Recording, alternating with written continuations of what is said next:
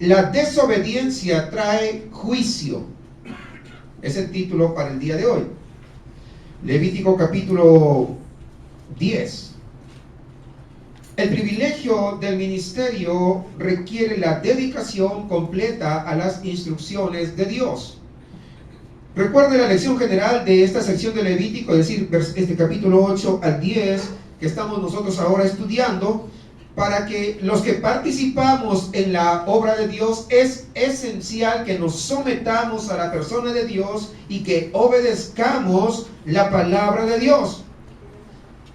Alguien de repente se está diciendo, bueno, pero yo no tengo don, no tengo ministerio, no soy pastor, no soy evangelista, no soy yo qué sé, tantos títulos que ahora tienen. Bueno, les hago recordar lo que dice 2 de Corintios capítulo 5, versículo 18 al 21. No lo vamos a leer, eso ya lo hemos explicado en otro momento. Dice que nosotros hemos sido llamados al ministerio de la reconciliación. ¿Recuerdan? Y eso es todos en general, hemos sido llamados. Es decir, todos somos ministros de alguna manera.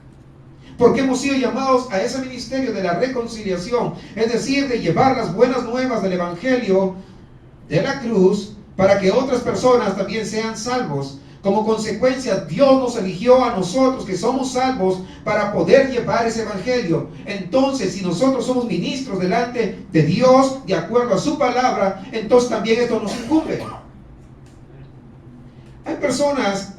Hay instituciones que ahora sacaron escuela de profetas. Para que seas profeta tienes que ir a su escuela. Sacaron la escuela de los apóstoles. Para que seas apóstol tienes que ir y estar. Y algunos ponen sus instituciones educativas y sales de ahí pastor o evangelista y lo que quieras. ¿Qué diferente? ¿Saben qué? No funcionan las cosas de Dios así. Uno no estudia para pastor.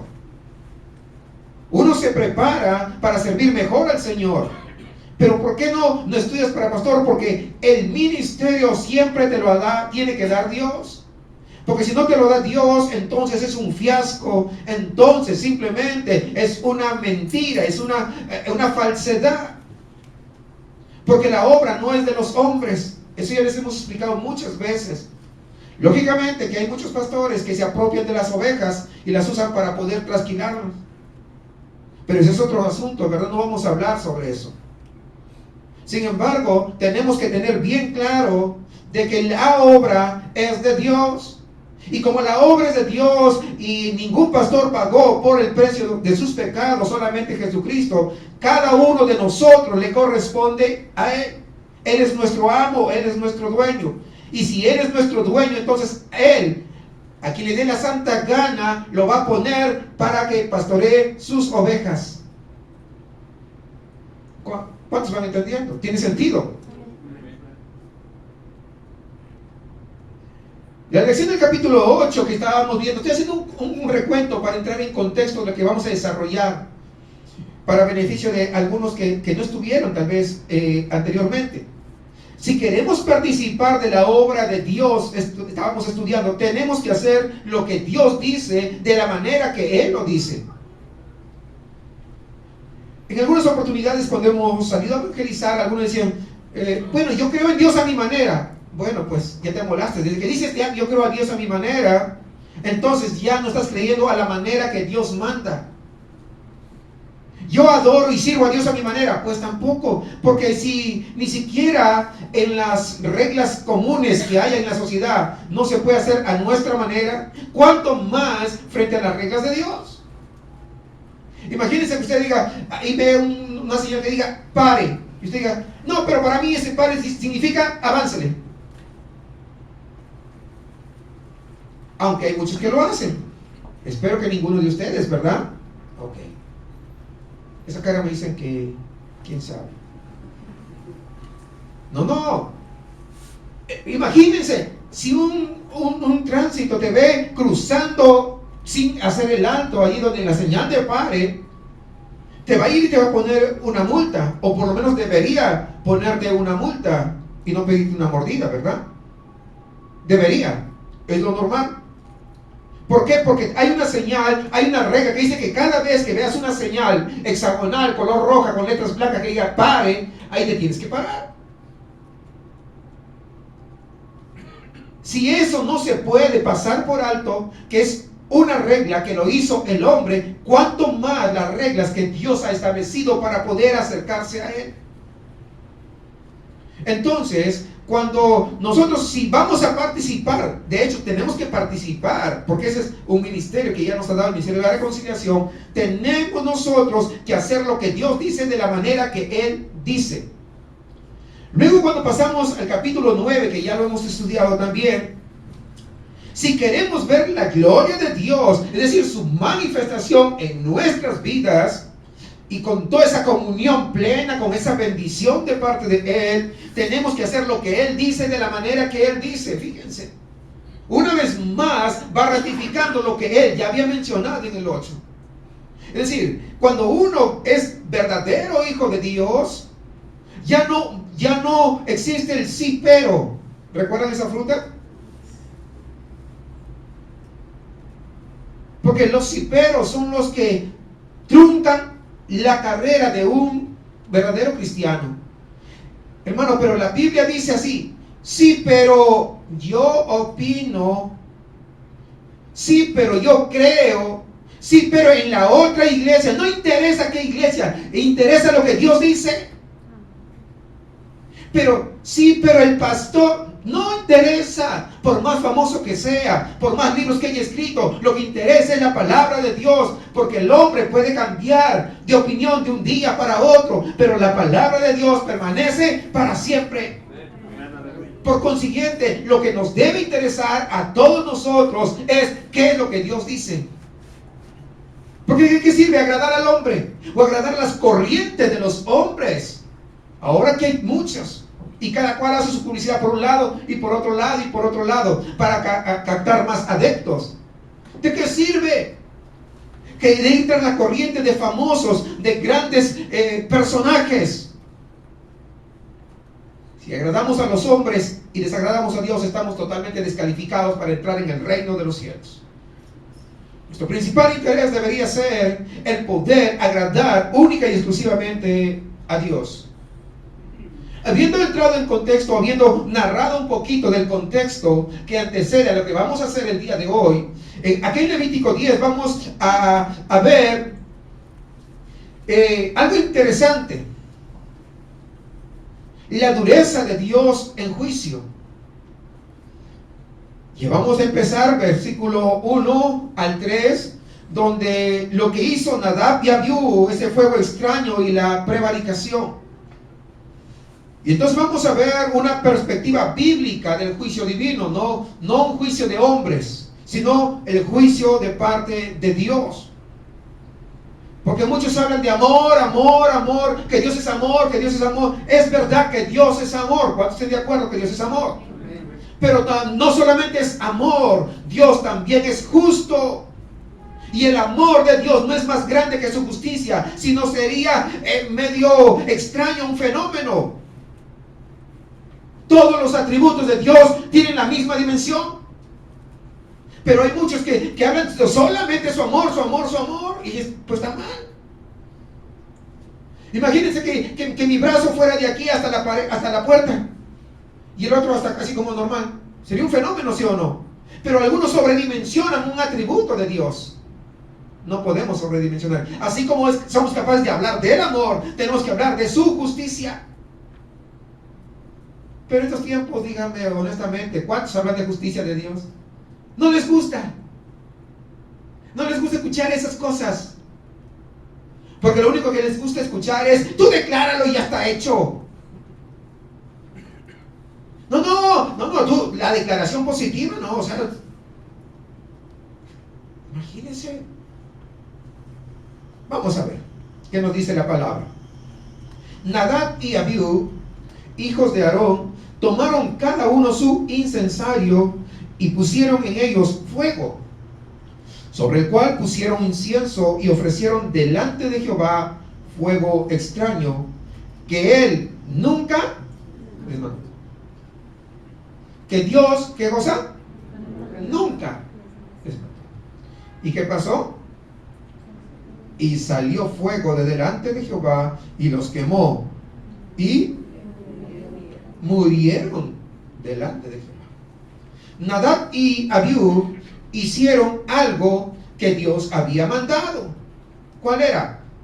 Que ofreciera incienso. ¿Dios había establecido eso o no? Claro, Dios había establecido que se ofreciera incienso, pero lo hicieron de una manera que Dios no les mandó. Es decir, si tú quieres hacer algo, ojo, si tú quieres hacer algo para Dios que Dios ha exigido, hazlo a la manera de Él. No quieras cumplir algo a tu manera. Es evidente que la enseñanza es clara con ese versículo solo. O sea, no necesita mayor explicación, no necesita una exégesis profunda para entender lo que Dios nos quiere decir. Cuando hicieron esto, hermanos, recuerden ustedes, ahí en el capítulo 9 que hablábamos de ese fuego de la gloria de Dios, de su bendición. Recuerdan ustedes que hablábamos el día martes anterior. Ese mismo fuego, debido a la desobediencia, ahora se convirtió en fuego, pero de juicio. Pero cuando hay obediencia, ese fuego se convierte en bendición. Pero cuando viene la desobediencia, es la otra cara de la moneda, ese mismo fuego se convierte en juicio, en condenación, debido a la desobediencia misma. Y como dice un dicho, el que juega con fuego, pues ya sabe. Y aunque no esté en la Biblia, ¿o sí? Bueno.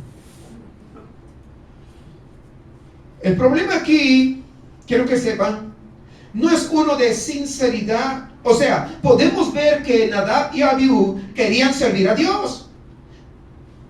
No era sinceridad. Porque algunos, usted ha escuchado, no sé si usted ha percibido, dicen, no, sí, yo le sirvo a Dios sinceramente. No se trata de sinceridad. ¿Sabe qué? El problema aquí es uno de sumisión y obediencia. Porque si tú haces una cosa, vamos a decir, si a alguien, a este hermano Platillo, por ejemplo, para no mencionar ningún nombre, dice, ¿sabe qué? Yo quiero ir a levantar una iglesia y Dios no me llamó para que sea un plantador de iglesias o un evangelista o un pastor. Él tiene buena intención, pero si Dios no lo llamó, esto no va a prosperar.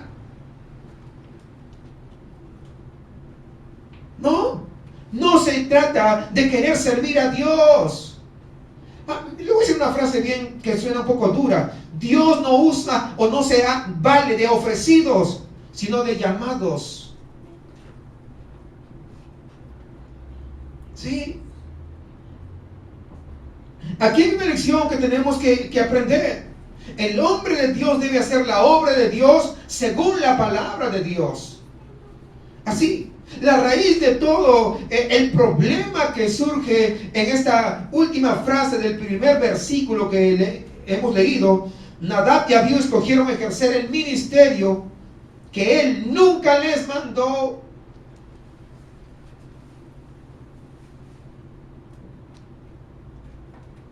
Hay muchos que un día, por su mala cabeza y por no tener comunión con Dios, yo creo que me voy de acá a esta congregación, ya me engatusé a unos cuantos y me los llevo a otro lugar. Y sabe que tienen tanto tiempo allá y nunca crecieron, no se desarrollaron. Conozco misiones que tienen más tiempo del que nosotros tenemos y siguen igual, 4 gatos. No es despectivo, digo, en la misma cantidad. 7 personas, 10 personas, una multitud. Y Dios los llamó, por favor. Cuando Dios llama, siempre va a respaldar. Y tú ves las personas, no hay crecimiento ni espiritual, ni tampoco un número. Tiene que haber un desarrollo, desde luego. Tenemos que recordar que el ministerio, hermanos, tanto en el Antiguo Testamento como en el Nuevo Testamento, este ministerio, esta obra es de Dios, no de los hombres. Siempre fue de Dios. Por lo tanto, Dios es el que hace y dice cómo se hace y quiénes tienen que hacerlo. Así es Dios. Lo que nos toca a nosotros es someternos a Él y obedecer su palabra. Lógicamente que muchas veces no estaremos de acuerdo, pero eso que interesa. Nuestra opinión es de segunda frente a la opinión de Dios. Porque Dios sabe qué cosa es lo mejor. Muchos pastores y líderes el día de hoy están corriendo semana tras semana para inventar algo nuevo, para poder ser creativos, llamativos, para poder llevar a cabo la obra de Dios. ¡Qué tremendo error! Porque ellos creen que Dios los va a usar con sus ideas creativas, con sus ideas innovadoras, que Dios los va a bendecir de esa manera. ¿Qué parte a veces no han entendido de lo que es el mensaje del Señor? Aquí en Levítico 10 nos muestra que sabe, cuando uno quiere obrar con sus ideas tan creativas, lo que trae es juicio de Dios, no bendición. Podrán llenar estadios, pero no significa que la presencia de Dios esté ahí. Podrán tener grandes iglesias, pero no significa que sean salvos. ¿Saben una cosa? Nosotros no podemos mejorar lo que Dios ya estableció. Tenemos que hacerlo de acuerdo al método de Dios. No debemos nosotros jamás tratar de mejorar la obra de Dios con nuestras ideas tan innovadoras. Pero es lo que hacen el día de hoy, con estrategias de marketing. Cada uno pone más atractivo la situación, si tiene más billetes, entonces ponen, wow, un espectáculo, alquilan locales tan grandes, tan pomposos y estrambóticos, que más parecen espectáculos del mundo que realmente centros de adoración. Esta es la misma lección que vemos con ese nuevo carro, coche último modelo que hizo David. Una de las primeras cosas que David quiso hacer fue que cuando él llegó allá al trono, fue llevar el arca de Dios, que es un cuadro de la presencia de él. ¿A dónde? A Jerusalén, ¿recuerdan ustedes? Fue una de las primeras cosas, como buen gobernante. Vean lo que dijo ahí en Primera de Crónicas, capítulo 13, versículo 3, para que vea lo que pasa cuando uno quiere mejorar el pensamiento de Dios, lo que Dios ha mandado. Miren, y no se pierda la hilación de lo que dice aquí. Traigamos el arca de nuestro Dios a nosotros, porque desde el tiempo de Saúl no hemos hecho caso de ella. Cuando dice, él empezó a llevar el arca a Jerusalén, no había ninguna duda a sus motivos, ni de su sinceridad. Era sincero. Él quería que el arca vaya a Jerusalén, donde debería estar. Él amaba a Dios y quería que la presencia de Dios estuviera en medio de su pueblo. Fíjense ahí en el versículo 8 del mismo del capítulo 13, donde estamos nosotros. Y David y todo Israel, ¿qué pasó? Se regocijaban delante de Dios con todas sus fuerzas, con cánticos, arpas, salterios, tamboriles, címbalos y trompetas. Y si hubiera sido en estos tiempos, hubiera salido por todos los canales de televisión, en primer lugar, ahí con entrevistas a todo lo que da. Pero fíjense, no pierdan la hilación. Sin embargo, en este mismo pasaje nos dice cómo es que David escogió llevar al arca, versículo 7. Ahí está. Y llevaron el arca de Dios de la casa de Abimadad en un carro nuevo, en último modelo. Y Usa, ¿y quién más? Guiaban el carro. ¿De dónde sacó David esta idea nueva y tan innovadora? ¿De dónde? ¿De llevar el arca en un carro nuevo? Ya otros habían hecho algo similar poco antes de David. ¿Saben quiénes fueron? Los filisteos, los paganos, la gente del mundo, los enemigos de Dios. Porque son ellos, pues son paganos. Ellos no van a hacer las cosas que Dios ha mandado. Los enemigos de Dios, pues van a hacer lo que ellos, su creatividad. Ellos pueden llevarse su creatividad, su ingenio, su capacidad. Nosotros ponemos nuestra fe en Dios y nos dejamos guiar únicamente por lo que Él dice. ¿Alguien está de acuerdo en eso? Vamos a 1 Samuel capítulo 6, versículos 7 y 8. Para que entendamos un poquito. Dice acá, haced pues ahora un carro nuevo Y tomar luego 2 vacas que críen, a los cuales no haya sido puesto yugo, y uncid las vacas al carro, y haced volver sus becerros de detrás de ellas a casa. Tomaréis luego el arca de Jehová, y la pondréis sobre el carro, y las joyas de oro que le habéis de pagar en ofrenda por la culpa, las pondréis en una caja al lado de ella, y la dejaréis que se vaya. ¿Cuál fue el resultado de esta idea, nueva idea creativa de David? Exactamente como vemos allí en Levítico 10, resultó en juicio de Dios la muerte de Usa por querer hacer las cosas a la manera de su creatividad, de su ingenio y su capacidad, porque se creía que lo que Dios había mandado ya era obsoleto. Así como muchos el día de hoy creen que la palabra de Dios ya no sirve para gran cosa, que hay que cambiarle porque el mundo ha cambiado. ¿Qué interesa que el mundo cambie? La palabra de Dios permanece para siempre. No interesa si hay nuevas corrientes, si hay nuevas modas, si hay nuevos cantos, nuevas formas de cantar. ¿Qué interesa eso? Lo que interesa es la palabra del Señor. Primera de Crónicas, capítulo 13. Mire lo que pasó. Capítulo 13, versículo 9 dice: pero cuando llegaron a la era de Kidón, Usa extendió su mano al arca para sostenerla, porque los bueyes tropezaban. Y el furor de Jehová se encendió contra Usa, y lo hirió porque había extendido su mano al arca, y murió ahí delante de Jehová. ¿Se dan cuenta? O sea, no tenemos que hacerlo a nuestra manera. Jamás quieras servir a Dios a tu manera. Sirve a la manera que Dios dice. Sabemos que después, al fin y al cabo, David logró llevar el arca a Jerusalén. Eso ya sabemos a través de lo que leemos la palabra. Ahora, ¿cuál fue la clave de su éxito en el ministerio? ¿Saben cuál es? El éxito. ¿Cómo es que David logró el éxito en el ministerio que estaba desarrollando? ¿Saben cuál fue? Volvió a la escritura para leerla, para poder enterarse de cómo es que Dios quería que llevaran el arca. Y una vez que supo qué hacer, cómo hacerlo, David lo obedeció al pie de la letra y Dios lo bendijo. Porque eso pasa cuando uno se somete a la palabra de Dios.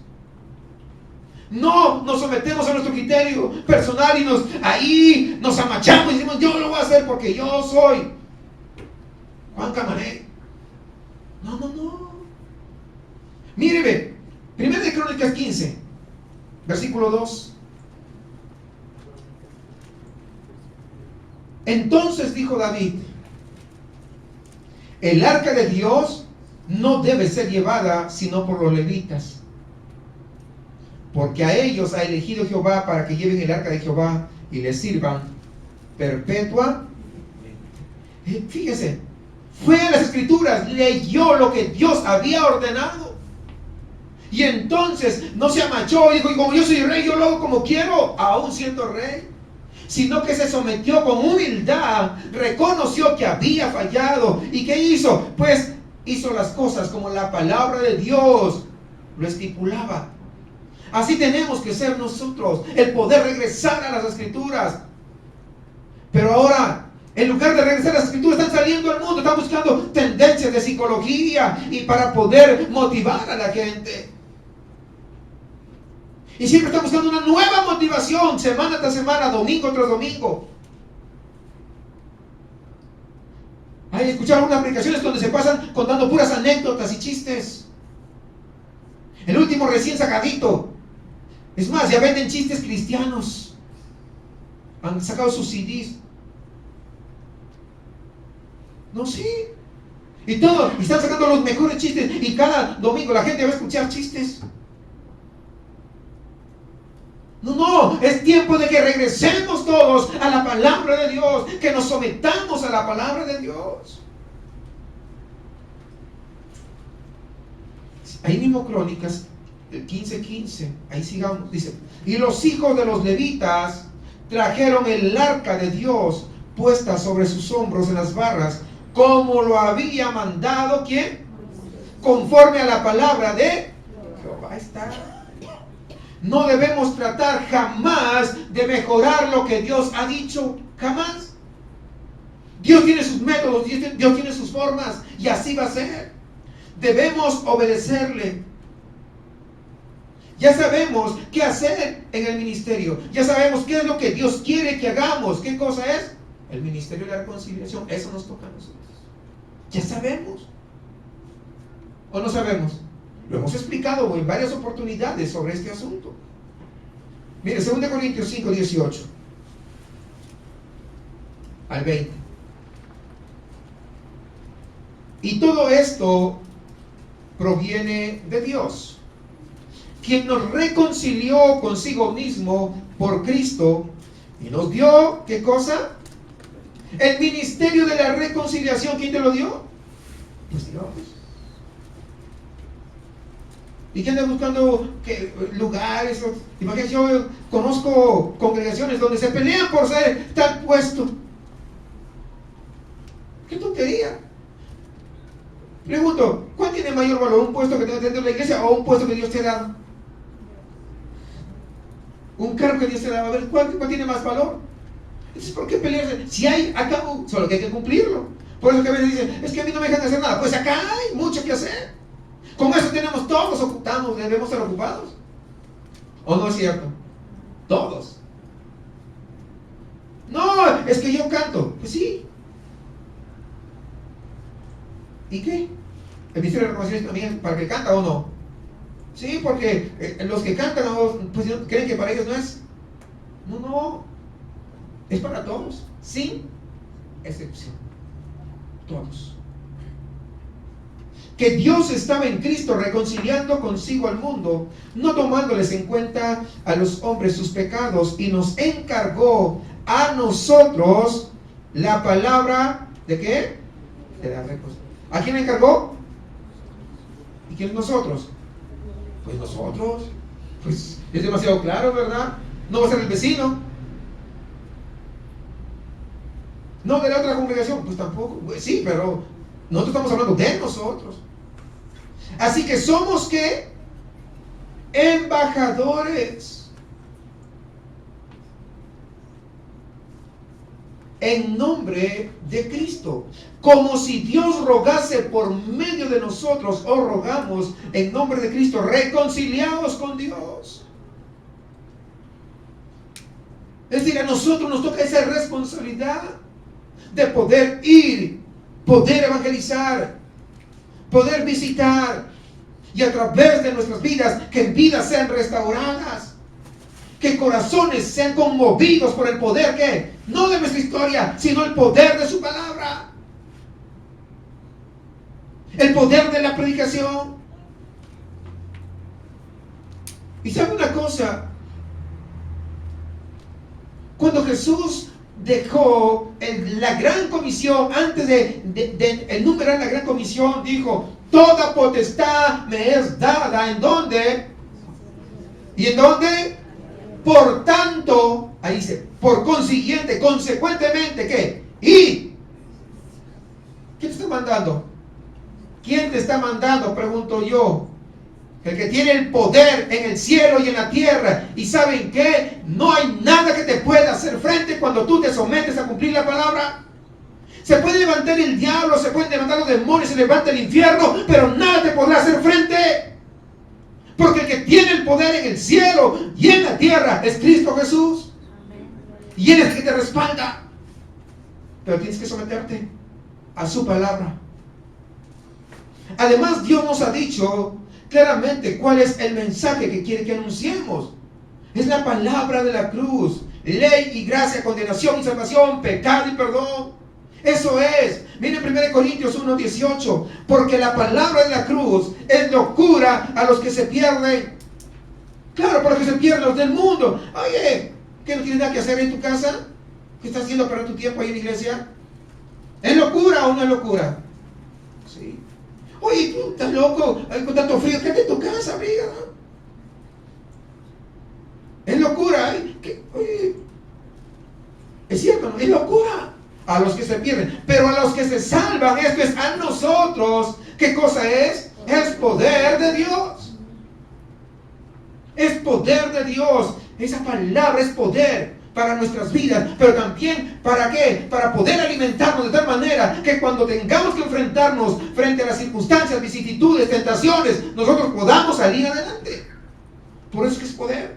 Por eso necesitamos alimentarnos de su palabra, que es poderosa, para hacernos poderosos a nosotros. ¿Sí? ¿Vamos entendiendo esto? Versículo 21, ahí mismo en 1 Corintios dice: porque la palabra de la cruz es locura a los que se pierden, pero a los que se salvan, esto es a nosotros, es poder de Dios. Para nosotros es poderoso. ¿Por qué? Porque la fe viene por el oír ¿qué? ¿De qué? De la palabra. No dice de los testimonios. No, vengan y acá va a venir los que estuvieron 3 días en el cielo y en el infierno. ¿De qué sirve? Son testimonios. No hay ningún versículo bíblico que respalde que un testimonio salva a las personas. Eso no va a venir. La fe viene por el oír del testimonio, dice. No, por el oír de la palabra de Dios. Es la palabra. No dice que el testimonio es como una espada de 2 filos, sino la palabra es una espada de 2 filos que corta y va hasta lo más profundo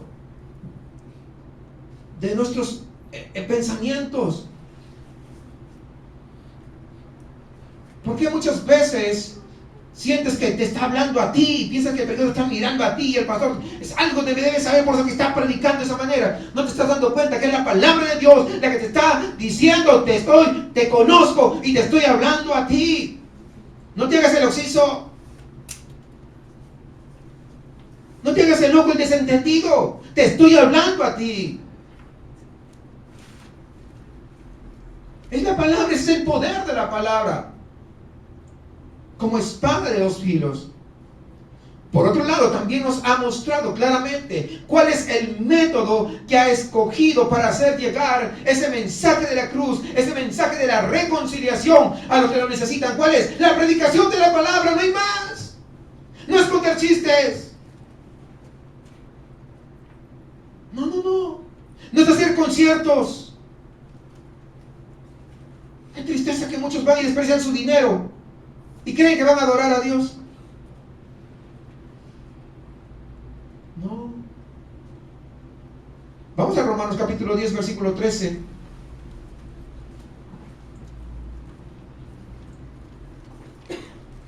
Al 17. Porque todo aquel, fíjense, porque todo aquel que invocar el nombre del Señor, ok, no dice los que escogió de antemano, fíjense, está claro ahí. ¿Cómo pues? Ahí está, hay una pregunta. ¿Cómo pues invocarán a aquel en el cual no han creído? O sea, te refieres a la gente, ¿cómo van a saber de Dios? ¿Cómo van a acercarse a Dios? ¿Cómo? ¿Y cómo creerán en aquel de quien no han oído si nadie les ha predicado, verdad? ¿Y cómo oirán sin haber quien les predique? ¿Y cómo predicarán si no fueren enviados? Es decir, para poder predicar, para poder ir, ser un evangelista, para poder ir a abrir un lugar, ¿qué tienes que hacer? Enviado. Ahí no está. ¿Está claro o no está claro? Enviado. No, que Dios me dijo, no.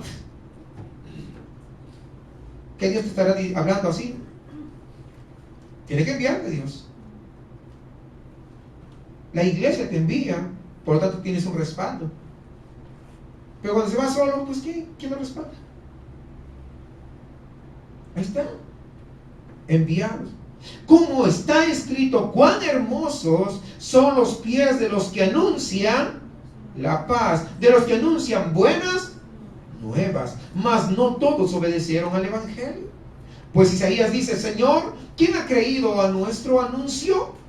Así que la fe es por el oír, y el oír, ahí está, por la palabra de Dios. Pero digo, no han oído, antes bien, por toda la tierra ha salido la voz de ellos, y hasta los fines de la tierra sus palabras. Ahí está, con claridad. Hermano, no es por visiones. No, yo tengo una visión de que me voy a hacer aquí. No. Yo tengo una visión de abrir una iglesia allá en la colonia del Valle, donde está la gente de bien. Imagínense. No es por visiones, no es por sueños. Nada de eso. Es porque Dios es el que manda. Dios es el que delega. Dios es el que escoge. Ahí está, es claro. Hermanos, es por la predicación. Tenemos que llegar a donde están los inconversos y tener que predicarles, explicarles verbalmente lo que Cristo ha hecho para poder rescatarles de ese pecado y de la ira de Dios que está sobre ellos. O el que es impío es el enemigo de Dios. Y si es enemigo de Dios, la ira de Dios está sobre ellos. Pero su misericordia, que es nueva cada mañana, es que no permite que todavía venga el castigo, el juicio. Pero eso no implica que estén bien, aún de los que están en la iglesia. Porque hay algunos que van a la iglesia pero no son salvos.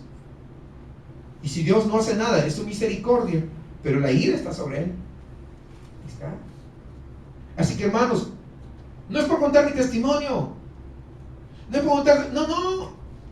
Es por predicar la palabra de Dios. Lógicamente que puedo, dentro de eso, no me voy a malinterpretar, con una persona que de repente pasó una circunstancia similar a la mía, y le digo, mira, yo también pasé. Pero fue Dios a través de su palabra quien pudo traerme convicción de pecado. Me arrepentí, puse mi fe en Jesucristo y fui salvo. Pero tiene que haber un arrepentimiento verdadero, un arrepentimiento genuino. Pero siempre llevarlo ¿a dónde? A la palabra. Y vamos a la palabra y comenzamos a trabajar con la palabra. Es la palabra la que nosotros tenemos que darles a las personas que no conocen. Pero como decía el domingo, también a nuestros niños dentro de acá. No es venir a contar la historieta, no es venir a distraerles. Es venir a darles la palabra. Aun cuando son bebés, hay que ministrarles con la palabra. Porque es la palabra la que va a cumplir esa efectividad. No es que los inconversos vayan a ver mi nuevo estilo de vida y querer lo que yo tengo. Más bien es por la predicación. Hey, ven a Cristo, que va a tener un coche nuevo, mira como yo, que no sé qué, que no sé cuánto. No. Recuerden, la obra es de Dios. Y si la obra de Dios, entonces es su ministerio, es su mensaje y es su método, no nosotros. Por eso tenemos que siempre recordarnos lo que el salmista dijo: no a nosotros, Señor, no a nosotros, sino a tu nombre sea dada toda la gloria. O sea, ese es el fundamento de un verdadero hijo de Dios. Jamás, hermanos, tratemos de mejorar nada, ni la obra, ni la manera de hacer la obra. O sea, ¿cómo lo hacemos la obra? No, porque si hacemos la obra conforme a nuestro propio parecer, vamos a estar ofreciéndole fuego extraño, y esto definitivamente traerá juicio de Dios sobre nosotros. Hagamos la obra de Dios de la manera que Él dice, para que Él tenga siempre toda la gloria. Toda la gloria. Porque si no, nos vamos a crecer y decir: mira, creció porque yo hice esto, yo hice aquello y yo hice el otro. Yo podría contarles muchas partes de la historia, de algunas cosas que conozco, de algunas iglesias. No, es que yo tuve un sueño que no sé qué, y hice esto, y escribe el libro, ¿sí? Pero yo hice aquello, y yo hice el otro, y recuerden, no es un asunto de motivos, no es un asunto de sinceridad, es un asunto de sumisión y obediencia a Dios. No, pero yo verdaderamente, yo soy sincero con Dios. Bueno, los católicos creen que son sinceros y van a su guadalupano, pero lo hacen con sinceridad o no lo hacen con sinceridad. Pues sí, lo hacen con sinceridad en su guadalupano, pero eso no lo salva. Este asunto se trata de sumisión. Y como consecuencia que tú eres sumiso a Dios, vas a obedecer. Puedes obedecer, pero sin sumisión no sirve. Sin sumisión no sirve. ¿No cree? Sí, en un pasaje de la palabra, se me acaba de ir el nombre. Hubo un rey, en la palabra lo menciona, creo que Segunda de Crónicas, que hizo todo de acuerdo a lo que Dios había mandado, pero no de perfecto corazón. Se me acaba de ir el nombre, si me acuerdo ahorita se los menciono. Recuerda que yo tengo mala memoria, que siempre escribo por eso muchas notas. El hombre de Dios hará la obra de Dios de la manera que Dios le indique siempre, aunque le parezca que no funciona. Ese no es asunto de uno, es asunto de Dios. ¿Entiende eso? Vamos a ver. Sigamos en Levítico, vamos al versículo 3.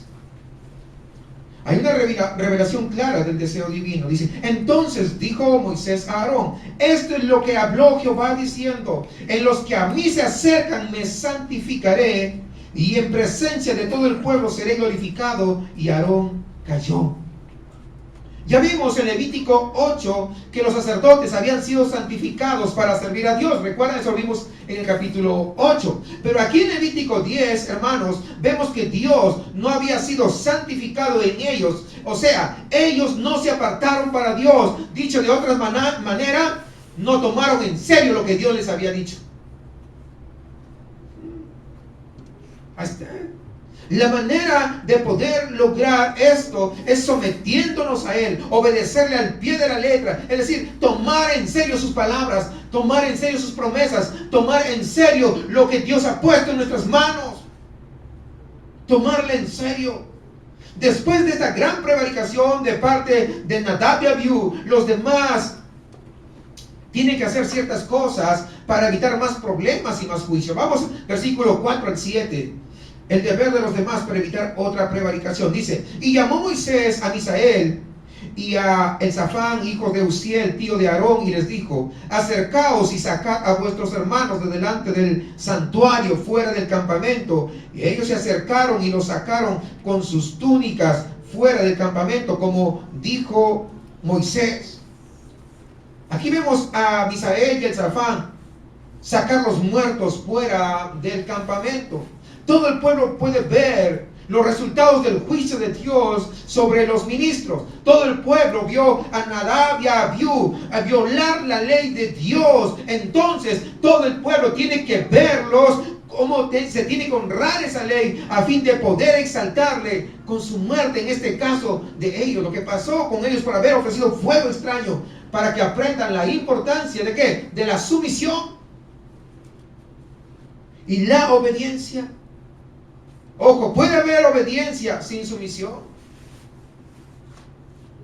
pero no puede haber sumisión sin obediencia. El que se somete va a obedecer, pero el que obedece no necesariamente está sumiso.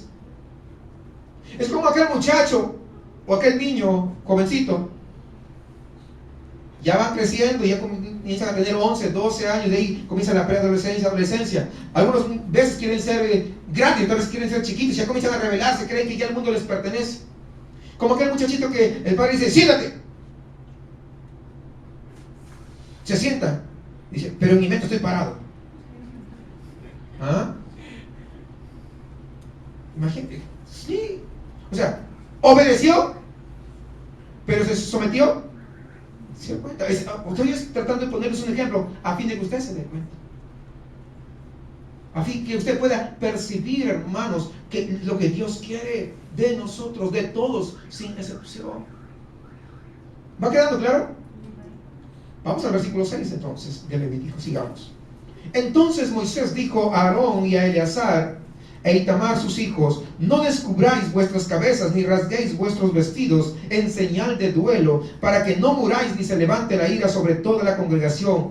Pero vuestros hermanos, toda la casa de Israel, sí lamentarán por el incendio que Jehová ha hecho. Ni saldréis de la puerta del tabernáculo de reunión, porque moriréis, por cuanto el aceite de la unción de Jehová está sobre vosotros. Y ellos hicieron conforme al dicho de Moisés. Aarón, Eleazar y Itamar no salir de la puerta del tabernáculo. Dios, fíjese, no permitió a los sacerdotes vivos, a los que quedaron vivos, estaban ahí, lamentar la muerte de Nadab y Abiú. No. Ellos tuvieron que demostrar que estaban completamente de acuerdo con Dios y con la justicia de Dios. El pueblo sí se deja llevar por sus sentimientos, porque muchas veces no tiene esa comunión íntima con Dios, no lo conoce. En una oportunidad les dije que nosotros tenemos todos a familias cercanas de una u otra manera que no son creyentes, y es bastante probable que se vayan al infierno.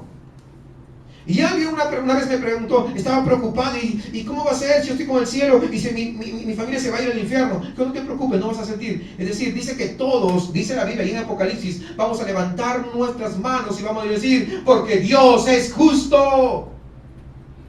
Toda la gloria sea a Él. Cuando estemos en esta tierra, nos toca predicar a nuestros hijos. Los que tenemos somos padres. Enseñarles cuál es el camino de la salvación.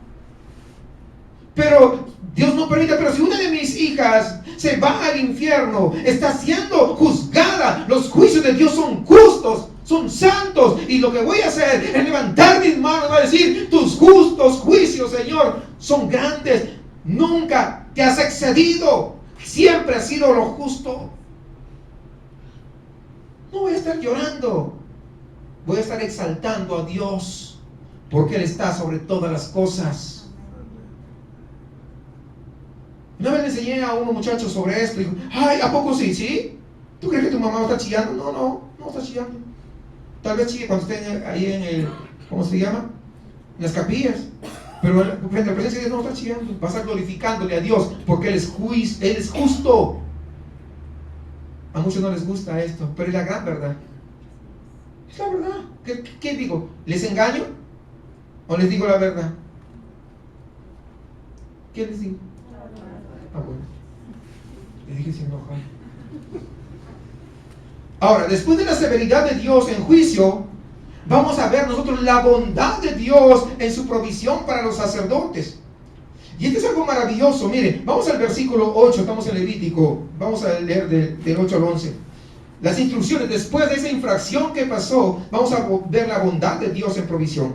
Dice, y Jehová habló a Aarón diciendo, tú y tus hijos contigo no beberéis vino ni sidra cuando entréis en el tabernáculo de reunión, para que no muráis. Estatuto perpetuo será para vuestras. Perpetuo significa para siempre. Que no va a beber, ¿qué cosa? Vino. O sea, los sacerdotes no podían beber vino ni sidra. ¿Y cómo dicen que Jesús tomó vino? Pues tan... mejor no digo que están mal. ¿Cómo se le ocurre si Jesús es el sacerdote, el sumo sacerdote? Imagínense, y acá hay una ley dada por él. Está dado a sus ministros aquí. ¿Cuántos son ministros del Señor? Muy bien. Entonces, cuando entréis en el tabernáculo de reunión, ya usted no es cuando venga a la iglesia nomás no va a tomar. Usted está siempre en la presencia del Señor. Ahora usted es templo del Espíritu Santo. ¿Cuándo? Las 24 horas. Por lo tanto, ¿qué? ¿Puede tomar? Claro. No, que un traguito. No. Ahí está. Ahí está. Para poder discernir entre lo santo y lo profano, entre lo inmundo y lo limpio, y para enseñar a los hijos de Israel todos los estatutos que Jehová les ha dicho. ¿Por medio de quién? Moisés. Aquí hay un precepto nuevo, una prohibición para el sacerdote. ¿Para qué? Para evitar la prevaricación. Por eso dice, y Jehová habló ¿a quién? A Aarón, diciendo, fíjense hermanos, ¿saben qué? Es interesante, esa es la única vez en Levítico que Dios no habla a Moisés que le diga a Aarón. Es la única vez que Dios directamente le está hablando a Aarón. Ahora, quiero que entiendan esto. Es como si Dios quisiera asegurarle a Aarón que todavía su misericordia está extendida sobre él y que todavía lo va a usar como instrumento para que enseñe los caminos a Israel, que Dios todavía lo aceptó y lo va a seguir usando a pesar que fallaron hace un momento, porque debieron haberse opuesto, pero no se pueden a veces cosas que deben hacerse. Es una manifestación ¿de qué? De la bondad de Dios. ¿Están viendo ahora la bondad de Dios? No sé si están captando la idea. Están viendo el amor de Dios para los que son suyos. Dios prohíbe a los sacerdotes en el versículo 9 que beban bebidas alcohólicas mientras están ejerciendo el ministerio. El ministro de Dios tiene que estar en completo control de sí mismo para no cometer errores. Esto es importante porque el ministro de Dios tiene dos responsabilidades importantes que Dios destaca en los dos versículos siguientes, es decir, versículos 10 y 11. El ministro de Dios tiene que discernir entre lo bueno y lo malo. Imagínense con un par de caguamas dentro, ¿podrá discernir? Pues ya no.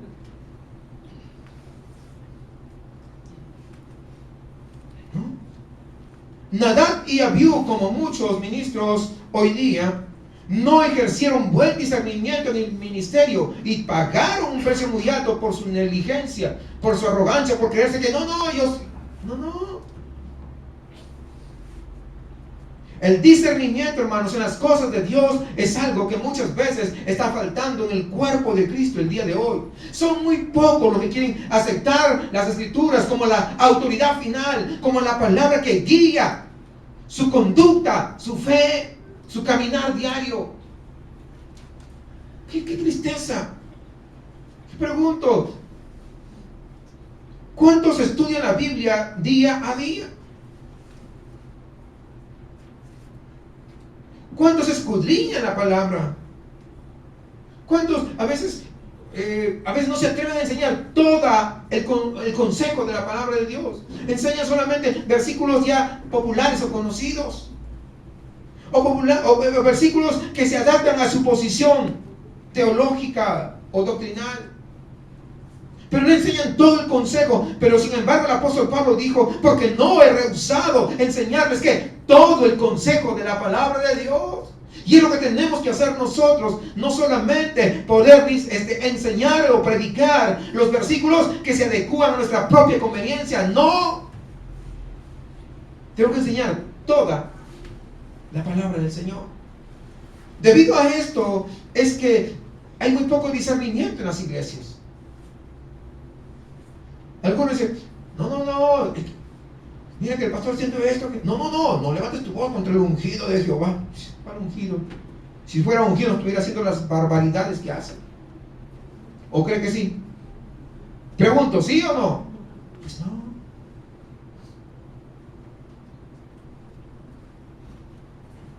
No juzguéis para que no sea... ¿Qué? Incoherencia.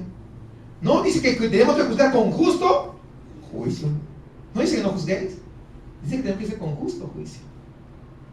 ¿Se dan cuenta? O sea, agarra un versículo, un parrafito, medio versículo, y ya con eso quieren hacer una enseñanza. No. Por eso que hay tantas incoherencias, ¿verdad? En la iglesia, hacen una iglesia débil. El versículo 11, el ministro de Dios tiene que enseñar al pueblo de Dios, ¿qué cosa? Los estatutos del Señor. Otra vez vemos aquí algo que también está ausente en la mayoría de iglesias de hoy. Una vez me preguntaron, se los he comentado en alguna otra oportunidad, ustedes, me dicen: ¿ustedes tienen escuela dominical? No, le digo, no tenemos escuela dominical. Me dice: ¿por qué no? Usted tendría que tener escuela dominical, si no están mal. Pues no tenemos, le digo, le dije, pero a ver, ¿tiene un versículo que diga en la Biblia que tenemos que tener escuela dominical? Pero me dijo: no hay nada. Pero la enseñanza, bueno, la enseñanza, sí damos enseñanza, pero si no tienen escuela dominical, bueno, déjame explicarte. Le dije: mira, nosotros enseñamos los martes, enseñamos los jueves y enseñamos el domingo. ¿Te parece poco? ¿A poco sí? Sí, le dije, enseñamos martes, jueves y domingo. ¿Y quieres escuela dominical? Pues no hace falta. Me dijo: yo pensé que ¿y no se aburren? No, al contrario, quieren más. ¿O no quieren más? Sí, ¿verdad? Claro. A veces en las iglesias, no todas desde luego, pero he visto iglesias donde el que enseña la escuela dominical, vamos a decir, a los adultos en este caso, es otro hermano de la congregación. No digo que esté mal, pero otro hermano que ni siquiera está bien preparado para poder enseñar. ¿Qué va a enseñar? ¿Sí me entiende? O sea, a veces, qué triste, pero hay muchos que ya no hay enseñanza. Hay muchos, hasta escuela dominical desaparecieron. Ya no hay enseñanza. Hay predicación, qué bueno la predicación, pero ¿saben qué? La enseñanza es importante, porque así tú vas aprendiendo mucho más, porque vas profundizando, te da espacio para que tú puedas ir al detalle de las cosas. Luego sigamos versículo 12 al 20, ahí en Levítico. Yo tendría para hablar mucho más, aquí hay mucha tela que cortar, pero ahí nada más lo dejamos. Vamos a ver la porción del sacerdote. Dice: y Moisés dijo a Aarón y a Eleazar y a Itamar, sus hijos que habían quedado: tomad la ofrenda que queda de las ofrendas encendidas a Jehová, y comedla sin levadura junto al altar, porque es cosa muy santa. La comeréis pues en lugar santo, porque esto es para ti y para tus hijos de las ofrendas encendidas a Jehová, pues que así me ha sido mandado. Comeréis asimismo en lugar limpio, tú y tus hijos y tus hijas contigo, el pecho mecido y la espaldilla elevada, porque por derecho son tuyos y de tus hijos, dado de los sacrificios de paz de los hijos de Israel. Con las ofrendas de las grosuras que se han de quemar, traerán la espaldilla que se ha de elevar y el pecho que será mecido como ofrenda mecida delante de Jehová, y será por derecho perpetuo tuyo y de tus hijos, como Jehová lo ha mandado. Una vez más, ¿qué vemos? La bondad de Dios. ¿Sí van captando? Nuevamente, Él vuelve a asegurarles que los sacerdotes, ¿verdad?, los ministros de Él, tienen ese privilegio. Siempre van a poder comer de lo que han ofrecido a Él, de los sacrificios del pueblo. ¿Qué estamos viendo? La bondad de Dios. ¿Se dan cuenta? Entonces, ¿van viendo el equilibrio, hermanos? ¿Sí? ¿Cuántos van viendo el equilibrio ahí? ¿Se dan cuenta que no se va para un solo lado? Puro juicio, puro juicio. No, hay un equilibrio. Ahí está. Y así es la vida cristiana. Hay algunos que dicen: no, acá somos una iglesia de oración y quieren orar. Nada de estudiar la palabra. Pues no. Otros quieren puro estudio, está bien, pero sin orar. No, tampoco. Tiene que haber un equilibrio. Dios es equilibrado, pues nosotros también tenemos que ser equilibrados. Versículo 16, vamos, ya estamos ya casi para el final. Moisés preguntó por el macho cabrillo de la expiación, y se halló que había sido quemado, y se enojó contra Eleazar e Itamar, los hijos que habían quedado de Aarón, diciendo: ¿por qué no comisteis la expiación en lugar santo? Pues es muy santo, y la dio él a vosotros para llevar la iniquidad de la congregación, para que sean reconciliados delante de Jehová. Ve que la sangre no fue llevada dentro del santuario, y vosotros debíais comer la ofrenda en lugar santo, como yo mandé. Aquí vemos que Moisés se enoja cuando se da cuenta de que Aarón y sus hijos no habían comido de la porción que les correspondía.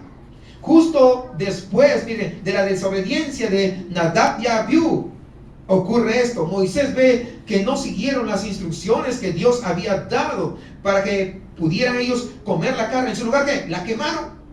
Sin embargo, ¿saben qué? La bondad, estamos viendo la bondad. Dios no muestra su enojo aquí con los sacerdotes, nuevamente mostrando ahí su gran bondad. ¿Por qué? Porque Dios sabe y conoce el corazón, ¿o no? ¿Sí? Claro que sí. Claro que sí. Versículo 19. Ya vamos sobre el final. Y respondió Aarón a Moisés: he aquí, hoy han ofrecido su expiación y su holocausto delante de Jehová, pero a mí me ha sucedido estas cosas, y si hubiere yo comido hoy del sacrificio de expiación, ¿sería esto grato a Jehová? Y cuando Moisés oyó esto, se dio por satisfecho. Al final de esta sección, donde vemos sobre la importancia de obedecer a Dios al pie de la letra, Dios nos muestra acá un principio muy importante. La letra mata, pero el espíritu da vida.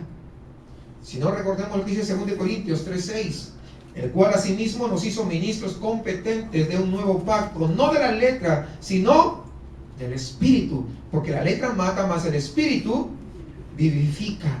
Obviamente, Dios quiere nuestra obediencia, quiere que le obedezcamos nosotros al pie de la letra, pero aún más allá que esto, quiere que nuestro corazón, es decir, una sumisión verdadera, que no sea una obediencia externa, sino una sumisión de lo profundo del corazón.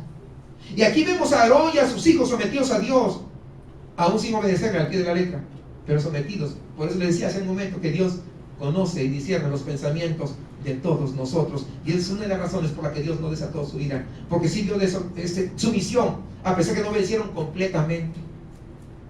¿Sí? ¿Vamos entendiendo eso? Es decir, escogieron no seguir la formalidad de la ley, porque no pudieron hacerlo de corazón, porque ellos sabían cómo se sentían. ¿Sí? ¿Entienden eso? Claro, ahí está. Esa es la razón. Entonces Moisés se dio por satisfecho. Dios ya no les juzgó. ¿Se dan cuenta la importancia de hacer de corazón las cosas? Entonces, aquí, para concluir, vemos la actitud que vemos en Aarón, allí en estos últimos versículos de Levítico. Dios quiere nuestro Dios quiere nuestra sumisión voluntaria a su persona, porque cuando Él tiene nuestra sumisión de corazón, la obediencia va a brotar de forma tan natural, que no es necesario que nadie nos imponga absolutamente nada. La obediencia a su palabra será tan natural que ni siquiera nos esforzaremos. Será algo natural. Pero la obediencia sin sumisión no vale, porque es simplemente mero formalismo.